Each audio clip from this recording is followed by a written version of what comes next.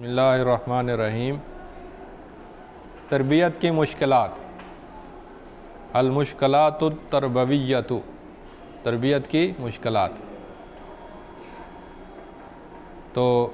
پہلے یہ ہے کہ مشکلات کی پہچان کے طریقے ہیں، مشکلات کو پہچاننا، اس کا حل نکالنے کے مراحل ہیں۔ خطوات کا مطلب مراحل۔ سب سے پہلے دیکھیں کہ مشکل ہے کیا۔ جو کوئی بچوں میں کوئی حادثہ ہو گیا، کوئی واقعہ ہو گیا بڑا خطرناک، جس سے ماحول ڈسٹرب ہوا ہے، تو آپ اس بارے میں پہلے معلومات اکٹھی کریں کہ واقعہ ہوا کیا ہے، اور وہ واقعہ اس کی صحیح معلومات کیا ہیں۔ آپ سوال جواب کریں حادثے کے بارے میں کہ وہ حادثہ کب ہوا، کیسے ہوا، کون کون شریک تھا، کہاں پر ہوا۔ یہ سارا مشکل کو سمجھیں کہ مشکل ہے کیا، کب پیدا ہوئی وہ مشکل، کیوں پیدا ہوئی۔ تحلیل المشکلہ کا مطلب کیوں پیدا ہوئی۔ معلومات کا احاطہ کرنے کے بعد اس کا تحلیل تجزیہ کریں، غور و فکر کریں کہ اس مشکل کے پیدا ہونے کی وجہ کیا ہے اور اس کی جڑ کیا ہے۔ پھر اس کے بعد اس کے آپشن ڈھونڈیں کہ اس کا حل کرنے کے کیا کیا طریقے ہو سکتے ہیں۔ ایک حل یہ ہو سکتا ہے، ایک یہ ہو سکتا ہے، 4 5 6 7 جتنے حل بن سکتے ہیں بنائیں۔ پھر ان ہر حل پر الگ الگ غور کریں، تمہیص الحلول، الگ الگ طریقے سے سوچیں کہ یہ حل پہلے نمبر پر اچھا ہے، یہ دوسرے نمبر پر اچھا ہے، یہ تیسرے نمبر پہ، تو اس کی درجہ بندی کریں۔ اور پھر سب سے جو اچھا حل ہو نا، الحل الافضل، جو مشکل کے حل میں جو سب سے زیادہ افضل حل ہو، اس کو آپ اختیار کریں اور چن لیں۔ تو تربیت کے مسئلے میں جو مشکلات پیدا ہوتی ہیں وہ کیا ہوتی ہیں، وہ آگے آ رہی ہیں کہ وہ کیا ہوتی ہیں۔ لیکن حل تلاش کرنے کے بعد ایک نصیحت بھی کرنی ہوگی طالب علموں کو، کہ سب کو مل کر بیٹھ کر اکٹھے ہو کر، مربی بھی ہوں، بچے بھی ہوں، اگر بہت ساری ٹیم ہے وہ ٹیم بھی ہو، سب بیٹھ کر اس کو حل کریں اور اس کے اوپر درس ہو یا توجیہ ہو، رہنمائی ہو۔ انفرادی طور پر الگ الگ بھی ہو سکتی ہے، کسی بچے پر زیادہ توجہ کی ضرورت ہو اسے الگ بلا کر سمجھائیں۔ مشکل حل کرنے کا پہلا اصول یہ ہے کہ مربی والد کی طرح ہو، بڑا مہربان، بڑا مشفق، سنگ دل اور غسیلہ قسم کا ایڈمنسٹریٹر نہ ہو، بلکہ والد اور بھائی کی طرح مہربان ہو، اور بچوں کی تمام مسائل کو مربی اہمیت دے، صرف دینی باتوں کو اہمیت نہ دے، بلکہ جو دنیاوی مسائل ہیں ان کو بھی اہمیت دے، اور مشکلات کے حل میں جو ہدف ہے وہ ہدف پورا کرے۔ ہدف یہ ہے کہ ماحول کو ایک جیسا رکھنا ہے، مطمئن رکھنا ہے، چاہے وہ صحت کے اعتبار سے ہو، چاہے وہ نفسیاتی اعتبار سے ہو، چاہے وہ مالی اعتبار سے ہو، کیونکہ صحت، نفسیات اور مالی امور، یہ تینوں چیزیں اگرچہ تربیت سے خارج ہیں، لیکن ان کی بنیاد پر ہی تربیت ہوتی ہے۔ یعنی صحت اچھی نہ ہو، بچہ کلاس میں ہی نہیں آئے گا، تو کلاس میں نہیں آئے گا تو پھر تعلیم تربیت نہیں ہوگی۔ اب صحت براہ راست کوئی موضوع تو نہیں ہے تربیت کا، لیکن اس کے بغیر تربیت ہو بھی نہیں سکتی۔ اسی طرح سے نفسیات ہے، اگر بچہ غمگین ہے، پریشان ہے، دکھی ہے، تو ظاہر ہے وہ سبق پر توجہ نہیں دے سکے گا، اس کا دکھ پریشانی سمجھیں، اسے حل کریں۔ کہتا ہے کہ مشکلات کی 4 قسمیں ہیں۔ پہلی قسم مالی ہے، فقیری اور یتیمی، یہ مالی پریشانی ہے۔ دوسری ہے خاندانی، کہ خاندان میں امی ابو کے درمیان طلاق ہو گئی، علیحدگی ہو گئی، یا گھر میں طلاق تو نہیں ہوئی لیکن جھگڑے ہر وقت اتنے ہیں کہ بچہ پریشان رہتا ہے، ہر روز مار کٹائی، لڑائی جھگڑا فساد،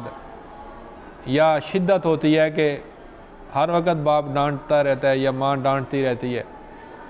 یا پھر یتیمی کا مسئلہ ہے، تو یہ مشکلات خاندانی ہیں۔ کچھ مشکلات نفسیاتی ہیں، جیسے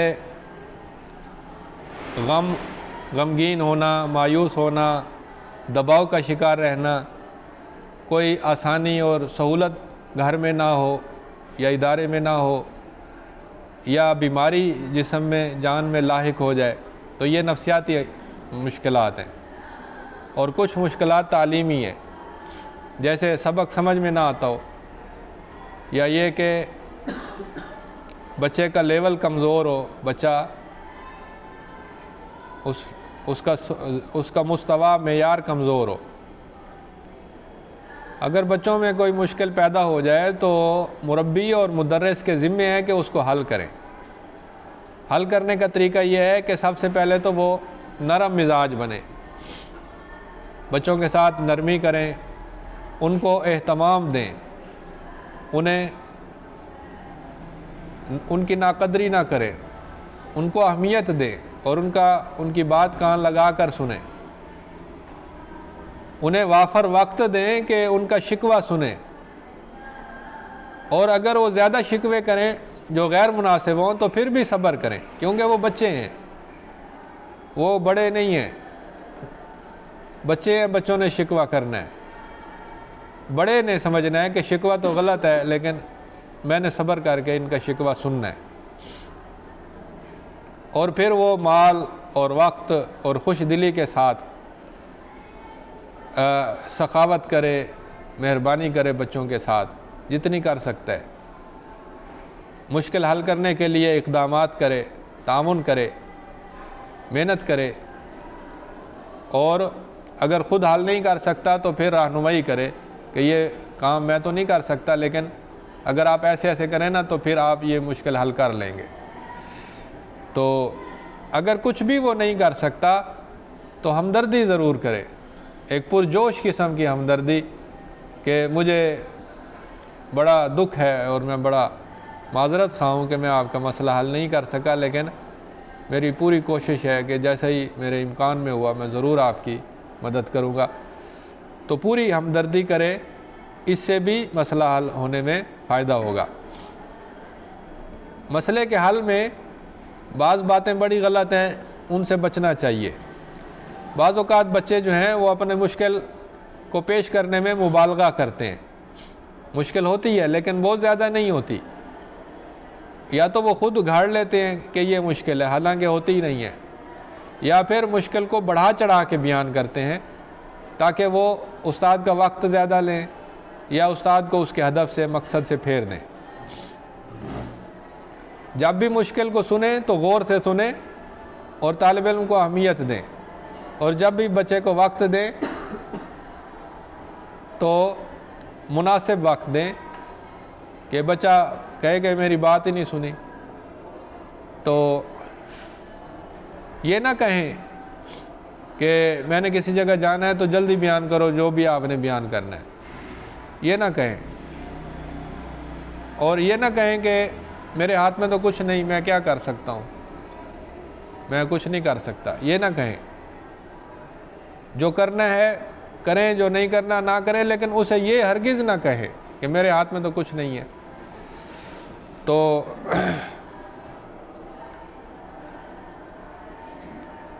بچے نے جو کچھ بیان کیا ہے، جو اس نے سمجھایا ہے،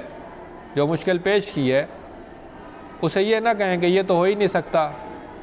یہ تو تم غلط بیان کر رہے ہو، اس کو جھٹلانے کی کوشش نہ کریں، اس کی بات کو سنیں اور اس کو سمجھنے کی کوشش کریں۔ تو جو تربیتی مشکلات ہوتی ہیں اس کی 4 وجوہات ہوتی ہیں،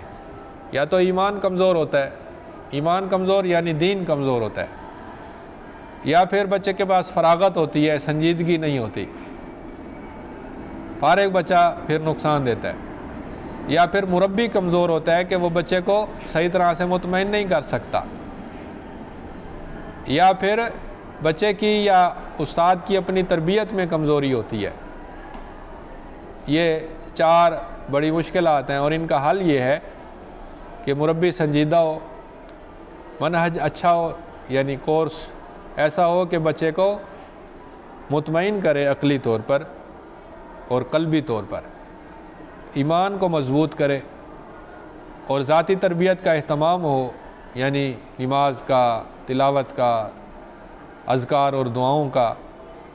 اور اللہ کے حقوق، بندوں کے حقوق، ان سب چیزوں کا اہتمام ہو۔ جو نفع بخش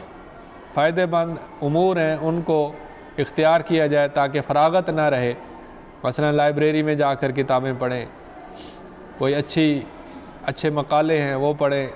اچھی ویڈیوز ہیں وہ دیکھیں۔ تو یہ مشکلات حل کرنے کے کچھ طریقے ہیں۔ مشکلات پیدا کیوں ہوتی ہیں؟ ایمان کی کمزوری سے، تربیتی علم کی کمزوری سے، شرعی علم کی کمزوری سے، ادارتی علم کی کمزوری سے، اور مربی حضرات کا اپنا جو زاد راہ ہوتا ہے وہ کمزور ہوتا ہے، اور مربی کا اپنا جو ذاتی تزکیہ ہوتا ہے وہ کمزور ہوتی ہے، اور بنیادیں کمزور ہوتی ہیں۔ یہ مشکلات کی بڑی بڑی وجوہات ہیں: ایمان کا کمزور ہونا، تربیتی علم کا کمزور ہونا، شرعی علم کا کمزور ہونا، ادارتی علم کا کمزور ہونا، اور مربیوں کا ذاتی کردار کمزور ہونا۔ تو یہ بڑی بڑی مشکلات ہیں۔ ان کا حل یہ ہے کہ ایمان کو زیادہ کرنے والے جو امور ہیں انہیں اختیار کیا جائے، مثلا علم حاصل کریں، تلاوت کریں، دعائیں اختیار کریں، تہجد پڑھیں، اور جو بڑے علماء ہیں ان سے استفادہ کریں۔ اس طرح سے ایمان مضبوط ہوگا۔ علم شرعی کو حاصل کریں، جو تربیتی علم ہے، اصول و تربیہ کا علم، اس کو زیادہ سے زیادہ مضبوط کریں، ادارہ چلانے کا جو علم ہے اس کو مضبوط کریں، ذاتی تربیت اسے اختیار کریں، یعنی اپنا ٹائم ٹیبل بنائیں جس کے اندر اذکار ہوں، دعائیں ہوں، مناجات ہوں، اللہ کے ساتھ تعلق ہو، اور جو مربی کا اپنے دیگر اساتذہ کے ساتھ گہرا تعلق ہو، اجتماعی تعلق ہو، اور بنیاد پہلے سے ہی کافی مضبوط ہو، تو پھر وہ تربیت کے میدان میں داخل ہو، پہلے سے ہی مربی کی بنیاد مضبوط ہو۔ تو یہ ہمارا موضوع یہاں پر ختم ہو جاتا ہے۔